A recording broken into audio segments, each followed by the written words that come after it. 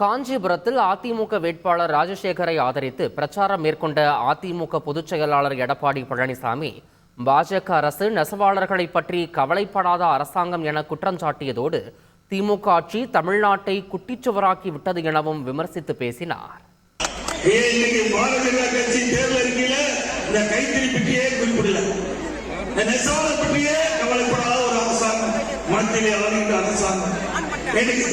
படிச்சு பார்த்தேன்.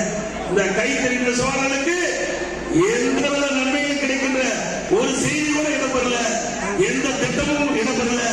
ஆனா அதிமுக ஆட்சி இருக்கின்ற பொழுது இந்த கைத்தறி நெசவாளர்களுக்கு மானியம் வழங்கப்பட்டது. 3 ஆண்டுல தமிழ்நாட்டை குட்டிச்சோராக்கணும் நிச்சயம்.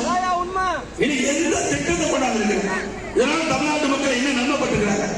பல துறை இருக்குது, ஒரு துறையாவது இந்த திட்டத்தை செயல்படுத்தணும்னு சாரி சொல்லிட்டோம்.